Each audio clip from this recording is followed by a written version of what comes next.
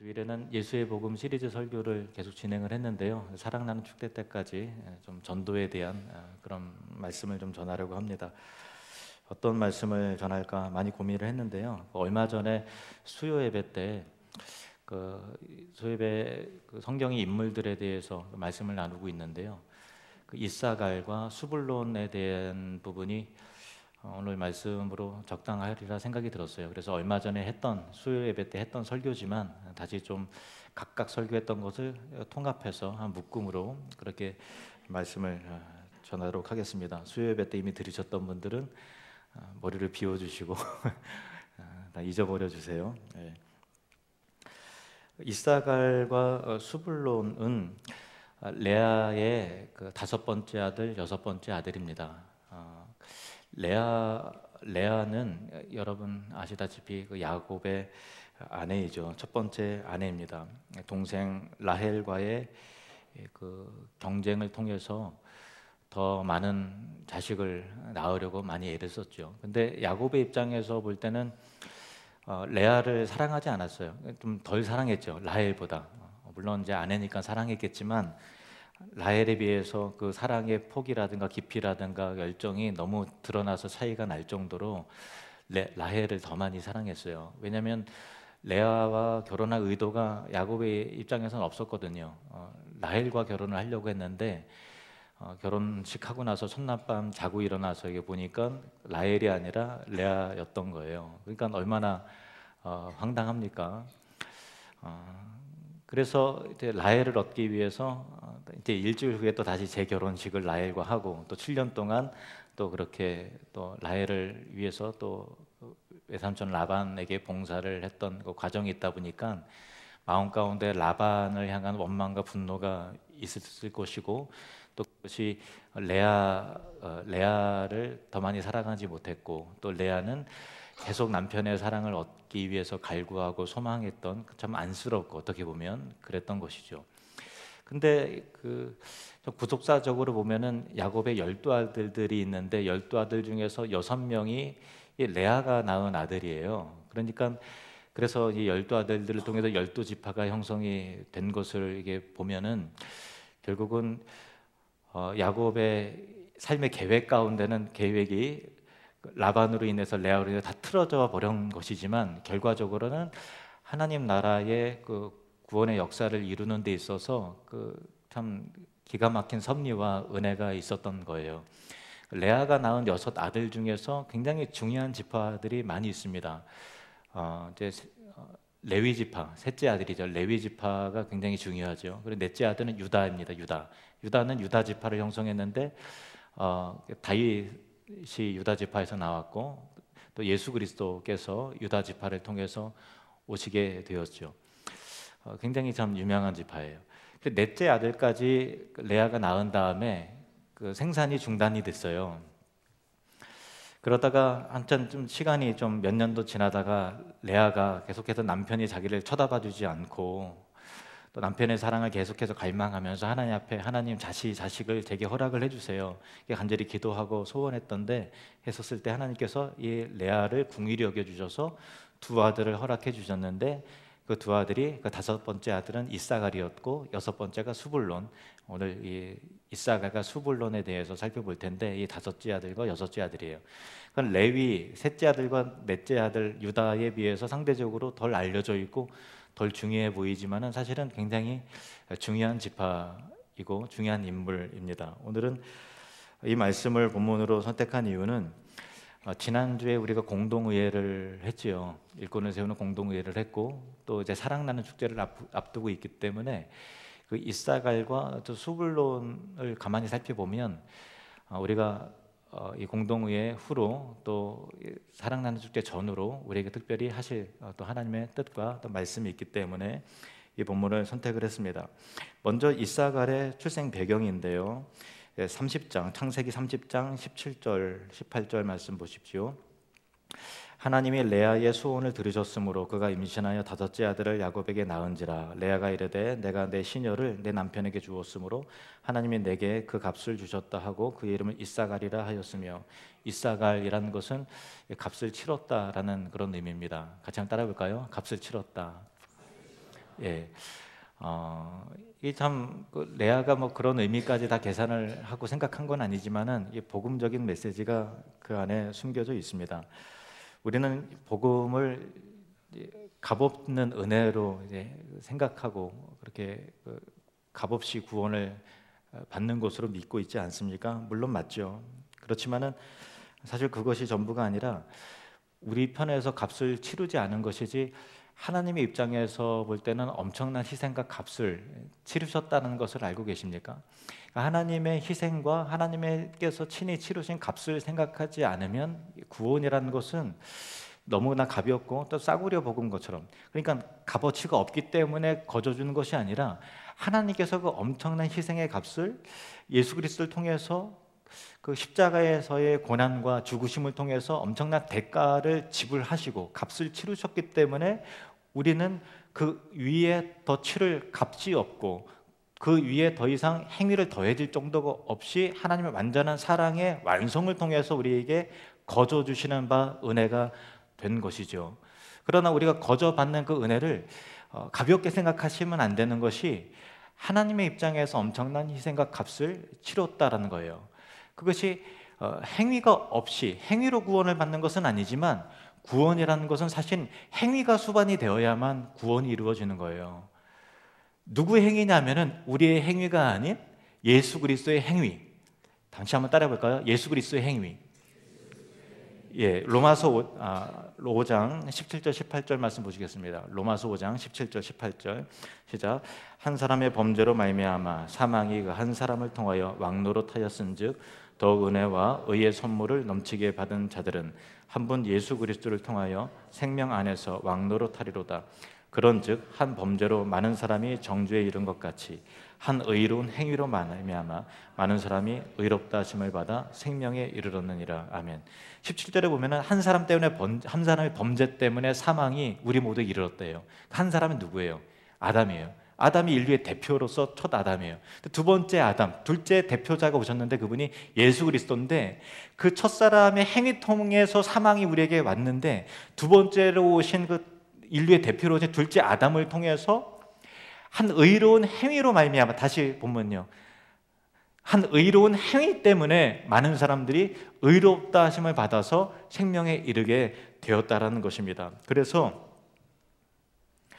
요한복음 19장 30절에 보면은 예수님께서 십자가에 달려서 돌아가시면서 이런 말씀을 하세요. 같이 읽겠습니다. 시작. 예수께서 신포도주를 받으신 후에 이르시되 다 이루었다 하시고 머리를 숙이니 영혼이 떠나가시니라. 다 이루었다라고 하는 것은요, 완성의 개념인데, 그런데 이 헬라 원어에 보면은 이 말의 뿌리가 테텔레스타이라는 그 단어인데 이거는 상업적인 용어예요. 경제적인 용어예요. 어느 때 쓰는가 하면은 나 돈을 다 지불했어, 값을 다 치렀어 라고 했을 때 테텔레스타이라는 단어를 쓰는 거예요. 예수님께서 다 이루었다라고 하는 그 말씀 속에 이 테텔레스타이에 다 지불 완료, 다 빚을 다 갚았다라고 하는 그런 의미가 담겨져 있는 것이죠. 그런데 사실 이 레아가 자식의 이름을 이사갈이라고 하면서 값을 치렀다라고 하면서 이미 이 복음의 안에 담겨진, 그녀가 이 부분까지 다 생각한 것은 아니겠지만 하나님께서 이 이사갈이람을 통해서 복음이 어떻게 전개가 되고 이 땅간 우리가 감히 그 값을 치르지 못하지만 하나님께서 치루어진 그 값을 우리에게 구원을 거저 주시는 은혜에 대한 이 서막과 예고가 이 이사갈이라는 이름에 이미 들어가 있는 것을 우리가 보게 되는 것입니다.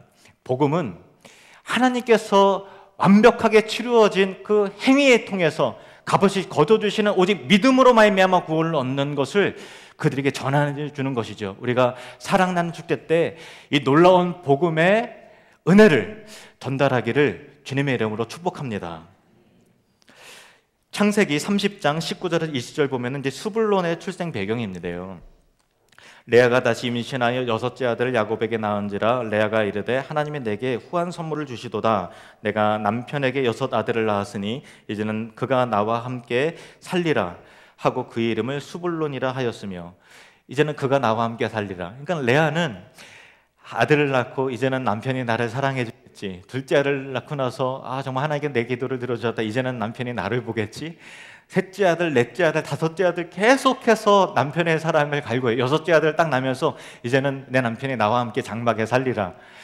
자, 어지간하면은 포기하고, 야, 저 인간은 안 되는 사람이야 이렇게 포기할 텐데, 레아는 야곱을 향한 그 바라봄과 소망함이 멈추질 않아요. 근데 이 여섯째 아들 스불론을 낳고 나서도 사실은 그 소망이 온전히 이루어지지 않죠. 바람만 있지, 소망만 있지 현실로 나타나질 않아요. 야곱의 마음은 늘 라헬에게 가 있고, 라헬이 죽고 나서도 계속 그녀를 그리워하죠. 예. 그런데 이 스불론이라고 하는 이름 자체가 어떤 의미인가 하면, 그래서 함께 장막에 거하다라는 의미예요. 같이 따라해보겠습니다. 함께 장막에 거하다. 이제는 내 남편이 나와 같이 장막에 거해주겠지. 내가 아들을 이렇게 많이 낳았는데, 내가 이렇게 이 집안에 큰 공을 세웠는데 이제 나를 인정해 주니까 내 장막에 나와 함께 살아줄 거야 라고 하는 기대와 소망이 있었는데, 성취와 완성을 레아는 보지 못했죠. 그러나 복음이라는 것은 우리의 신랑 되신 예수 그리스도께서 우리와 함께 장막에 거하실 것이다 라고 하는 약속과 실현입니다. 레아에게 완성되지 않았던 약속이 예수 그리스도를 통해서 우리에게 완성되고 실현되는 것, 그것이 복음입니다. 우리의 신랑 되신 예수님이 우리와 함께 장막에 거하게 되는데, 우리의 하나님이, 거룩하신 하나님이 하나님의 장막 가운데 우리를 초청하여서 그와 함께 거하게 하는 것, 그것이 바로 천국이요 하나님 나라인 것이죠. 요한계시록 21장 3절 말씀 보겠습니다. 내가 들으니 보좌에서 큰 음성이 나서 이르되, 보라, 하나님의 장막이 사람들과 함께 있음에 하나님이 그들과 함께 계시리니 그들은 하나님의 백성이 되고 하나님은 친히 그들과 함께 계셔서. 아멘. 하나님의 장막이, 보라, 하나님의 장막이 사람들과 함께 있음에, 이것이 하나님 나라이고 이것이 그토록 우리가 소망하고 갈망하는 천국입니다. 어떤 면에 있어서 이 레아는 왕성될 천국을 소망했던 것이죠. 누굴 통해서 그 천국의 소망이 이루어집니까? 예수 그리스도입니다. 요한복음 1장 14절 말씀 보십시오. 말씀이 육신이 되어 우리 가운데 거하심에 우리가 그 영광을 보니 아버지의 독생자의 영광이요 은혜와 진리가 충만하더라. 말씀이 육신이 되었어요. 그리고 그 육신이 우리 가운데 거하셨어요. 그분이 예수 그리스도이십니다. 근데 거하신다라고 하는 단어가 헬라 원어로 스케노라고 단어, 이것은 그냥 물리적인 공간에서 내 옆에 있다 하는 정도가 아니라 무슨 의미인가 하면은 같이 장막에 거하다라는 의미예요. 말씀이 육신이 되어서 같이 장막에서 우리와 함께 살기 위해서, 영원토록 살기 위해서 이 땅에 오신 분, 하나님이신, 하나님의 아들이신 예수 그리스도이십니다. 그래서 마태복음 1장 23절에 보라, 처녀가 잉태하여 아들을 낳을 것이요 그의 이름은 임마누엘이라 하리라 하셨으니, 이를 번역한즉 하나님이 우리와 함께 계시다 함이라. 할렐루야. 이것이 복음입니다. 레아가 그토록 꿈꾸었던, 이제는 내 남편이 나와 함께 장막에 거해주겠지 라고 하는 소망과 열정은 있었지만 그녀가 맛보지 못했던 결실을 예수 그리스도를 통해서 자녀된 하나님의 천국 백성들은 그리스도 안에서 그와 함께 영원히 살리라. 우리가 사랑난죽대 때 이 메시지를 전하기를 원합니다. 당신도 예수 안에서 하나님 나라에 들어가게 될 것입니다. 거룩하신 하나님의 자녀가 될 것입니다 라고 선언하시고 선포하는 은혜가 있기를 축복합니다.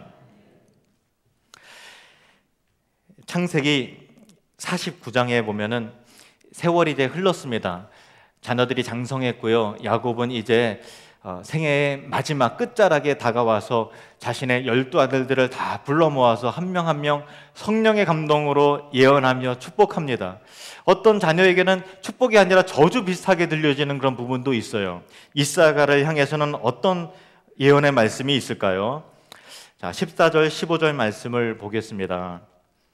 함께 읽겠습니다. 시작. 이사갈은 양의 우리 사이에 꿇어앉은 건장한 나귀로다.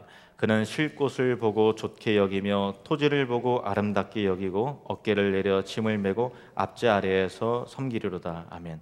이사갈 지파의 이사갈의 별명은 나귀예요. 나귀. 근데 그냥 나귀가 아니라 꿇어앉은 건장한 나귀. 같이 따라 보겠습니다. 꿇어앉은 건장한 나귀. 누구의 별명이라고요? 이사갈, 다섯 번째 아들입니다. 이사갈을 향해서 이렇게 예언을 했습니다. 그런데 이게 무슨 의미일까요? 나귀라고 하는 것은 지금 당시에는 우리가 짐을 나를 때는 트럭을 가지고 운반을 하잖아요. 근데 그 당시에는 그런 운송수단이 마땅히 없었기 때문에 모든 짐과 그런 것들은 이제 나귀를 많이 애용을 했습니다. 나귀의 어깨에 등에 짐을 가득 올려 싣는 거죠. 그러면 꿇어앉은 건장한 나귀라면은 그 나귀의 마음 자세가 어때요? 주인님, 제 어깨에 짐을 실어 주십시오 라고 해서 어떤 순종과 또 복종의 의미가 담겨져 있는 것 아니겠어요? 오늘 보면 다시 한번 보시겠어요? 저기 14절 15절을 다시 한번 띄워줘 보세요. 예. 그런데 15절 말씀에 조금 이게 무슨 의미일까 좀 궁금하게 여겨질 부분이 있어요. 그는 쉴 곳을 좋게 여기며 토지를 보고 아름답게 여기고 어깨를 내려 짐을 메고, 됐죠? 여기까지 좋은데 압제 아래에서 섬긴다라고 할 때 그가 뭐 종으로, 노예로 어떤 강압적인 어떤 힘에 의해서 어떤 원치 않는 어떤 굴욕적인 복종을 지금 당하게 되는 건가라고 하는 어떤 좀 약간 불길한 그런 느낌도 있지 않습니까? 실제로 어떤 강제 노역에 그렇게 동원이 되는 그런 모습으로 번역이 되는 성경도 사실 있어요. 그런데 저는 이 부분을 어떻게 해석을 하는가 하면은 그렇게 좀 어떤 좀 암울하고 부정적인 의미라기보다도 하나님께서 세우신 영적인 질서와 권위에 복종해서 기꺼이 짐을 지는 충성스러운 일꾼의 모습으로 저는 그렇게 바라보고 싶습니다. 그 근거가 뭐냐면은 후에 다윗이 이제 세월이 흘렀어요. 이사갈 하에 지파가 이루어지죠. 근데 다윗 왕조가 세워질 때 이사갈 지파가 다윗 왕조를 일으켜 세우는데 특별한 혁혁한 그 공과 그만이 감당할 수 있었던 중요한 포지션이 있었다라는 거예요. 그게 뭐냐 하면은 자, 역대상 7장으로 가보시겠습니다. 7장 1절에서 5절 말씀 제가 읽을게요. 이사갈의 아들들은 돌라와 부하와 야숲과 시므론 네 사람이며 돌라의 아들들은 우시와 르바야와 여리엘과 야메와 입삼과 스무엘이니 다 그의 아버지 돌라의 집 우두머리라. 대대로 용사이더니, 그죠? 이사갈의 후손들은 대대로 용사였다 그래요. 그리고 나서 그 용사들이 점점 번성하기 시작했는데 다윗의 때에 이르러서는 그 수요가 22,600명이었더라. 우시의 아들은 이스라이아요. 이스라이아의 아들들은 미가엘과 오바댜와 요엘과 이시야 다섯 사람이 모두 우두머리며 그들과 함께 있는 자는 그 계보와 종족대로 능히 출전할 만한 군대가, 싸움에 능한 자가, 정말 무장을 해서 정말 용맹한 자가 36,000명이니 이는 그 처자가 많기 때문이며 5절은 같이 읽겠습니다. 시작. 그의 형제 이사갈의 모든 종족은 다 용감한 장사라. 그 전체를 계수하면 87,000명이었더라. 예. 그러니까 야곱이 너희는 꿇어앉은 건장한 낙이다 라고 했고, 이것이 압제 아래에서 섬긴다라고 해서 압제라는 단어를 꼭 압제 그런 걸로 번역한 것이 아니라 하나님께 세우신 어떤 질서의 권위에 복종하여 섬긴다라고 했을 때, 이 다윗의 왕조했을 때 다윗을 통해서 이사갈 지파의 사람들이 뒤로 물러가지 않고 전쟁의 때에 막 빼지 않고 무서 벌벌 떨지 않고 힘을 다해서 능히 싸워 나가면서 그 나라를 승리의 나라로, 강한 나라로 이끌어 함께 동역하며 세웠던 위대한 장수와 용맹한 전사들이 대부분 이사갈 지파에서 나왔다는 것은 결코 우연이 아니라는 것입니다. 여러분, 이사갈이라고 하는 이름의 의미가 값을 치렀다라는 거예요.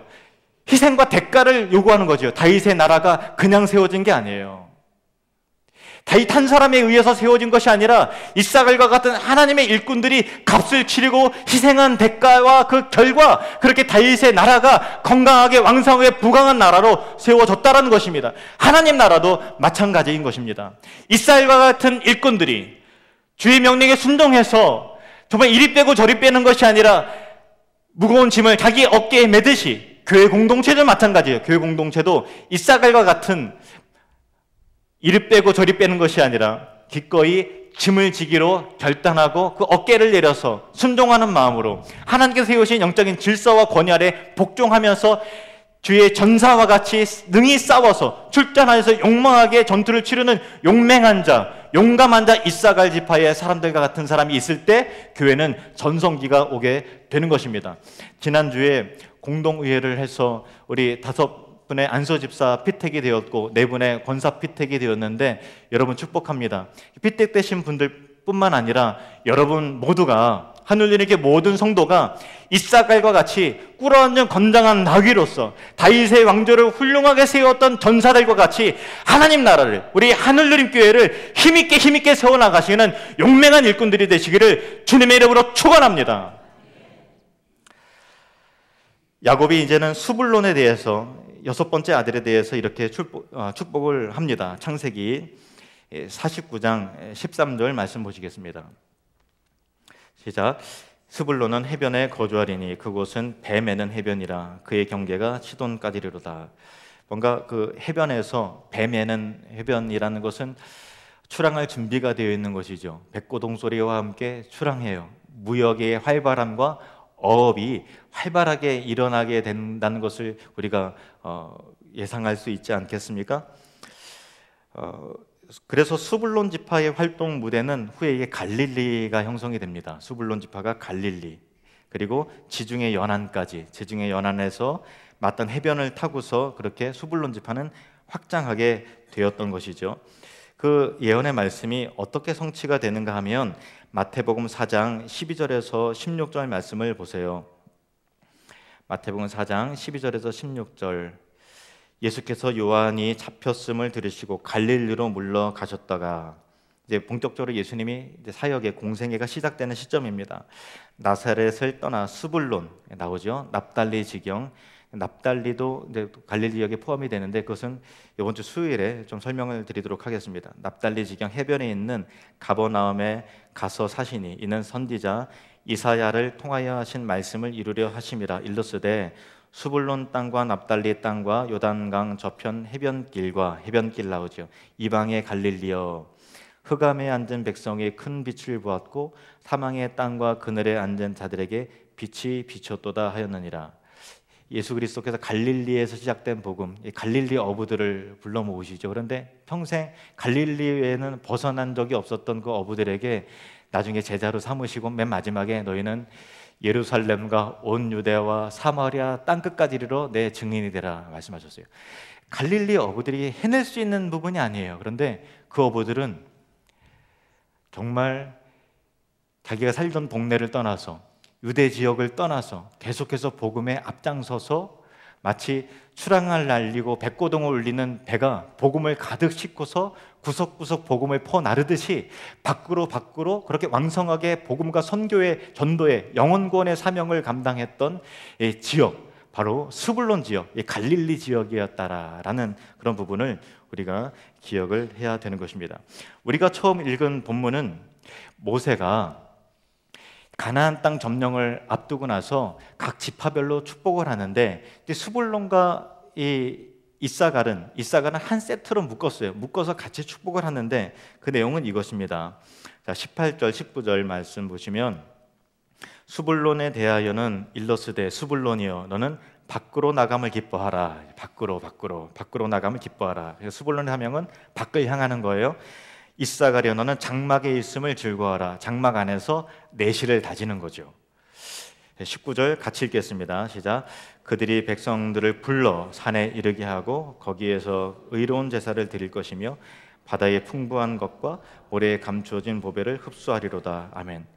교회의 사명은 세상에 하나님을 알지 못한 백성들을 부르는 거예요. 그들이 백성들을 불러 어디에 이르게 해요? 산에 이르게 해요. 거룩한 산, 시온산, 하나님 나라, 즉 교회를 말하는 것입니다. 교회에 또 하나님 나라에 그들을 초청하는 거예요. 그런데 초청하는 조건이 뭐냐면 스불론이여 너는 밖으로 나감을 기뻐하라. 밖으로 향해. 그 스불론 지파는 마치 해변가처럼 복음을 향해서 밖으로 나가는 거죠. 이사갈은 충성스러운 꿇어앉은 건장한 나귀와 같이 내실을 견고하게 다지는 일꾼을 표현한다고 하지 않았습니까? 교회는 두 가지 모습이 다 있어야 됩니다. 첫 번째는 이사갈의 모습처럼 내실을 견고하게 다지는 그런 일꾼들이 많이 세워지기를 바랍니다. 두 번째는 스불론 지파와 같이 전도의 열정, 영혼 구원을 향한 열정이 있어야 돼요. 선교를 향해서 땅끝까지, 그리고 우리 지역 주변을 향해서 계속해서 나아가는 그런 역사가 이 이사갈의 특징과 수불론의 특징이 같이 있을 때 그들이 백성들을 산으로 불러 모으는 거예요. 사랑나는 축제처럼 하나님의 말씀을 듣도록 불러 모으는 거예요. 복음 있는 곳으로 부르는 것입니다. 이것이 전도예요. 그리스도의 복음 있는 곳으로 여러분 초청해 내시기를 바랍니다. 그것이 우리의 사명이에요. 계속 말씀 띄워주세요. 그들이 산에 이르게 하며 거기에서 어떤 제사를 드려요? 의로운 제사를 드리는 거예요. 믿지 않은 사람들도 예배하는 거예요.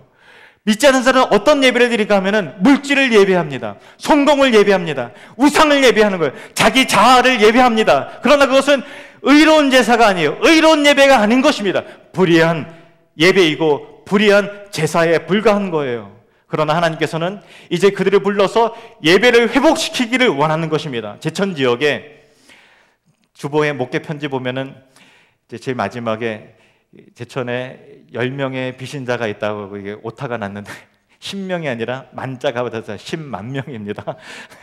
10만 명의 비신자가 있어요. 13만 명의 시민 중에서 10만 명의 어림잡아서 10만 명의 비신자가 있어요. 그런데 그들을 불러서 우리가 의로운 제사, 예수 그리스도의 앞에 믿음으로 말미암아 의롭다함을 받는 그 복음과 함께 그들의 예배가 회복되도록 돕는 사명이 저와 여러분에게 있는 것입니다. 그 사명을 우리가 외면하지 않기를 원합니다. 이사갈처럼 수불론처럼 그 사명을 잘 감당하길 원합니다. 그래서 바다의 풍부한 것과 모래에 감추어진 보배를 흡수하리로다 라고 되어 있어요. 모래 속에 감추어진 보배예요. 그 보배는 무엇일까요? 여러분은 어떤 게 보배입니까? 말 그대로 금은 보화가 보배입니까? 그렇지 않아요. 보배는 저와 여러분이에요. 사람들입니다. 영혼들이에요. 하나님께서 정말 우리 속에 모래 속에 감춰져 있어서 우리도 하나님을 알지 못하고 불의한 제사를 드리던 우상 숭배자였는데 하나님께서 우리를 보배랍다 여기시고 보화처럼 우리가 캐내어서 꺼내셔서 정말 보배 가운데 하나님의 산에 이르게 한 그 은혜를 우리가 입지 않았습니까? 제천 지역에서도 감추어진 보배가 있습니다. 사랑나는 축제를 통해서 그 보배를 우리는 발견하고 모을 것입니다. 그리고 그들의 예배가 회복될 수 있도록 우리는 도울 것입니다. 그 사명을 잘 감당하길 원합니다. 제천 지역에 죽어가는 영혼을 살리고 또 예배가 회복되어서 거룩한 산 시온에 하나님 나라의 백성의 예배의 천국 잔치가 이루어져서 값을 다 치루었다라고 하는 이 복음의 메시지, 그리고 그와 함께 장막에 거할 것이다 라고 하는 그런 하나님 나라의 천국의 비전을 함께 나눔을 통해서 천국 잔치로 초청하고 영혼 구원의 축제가 일어나도록 여러분 마음을 모아주시기를 주님의 이름으로 축원합니다. 기도하시겠습니다.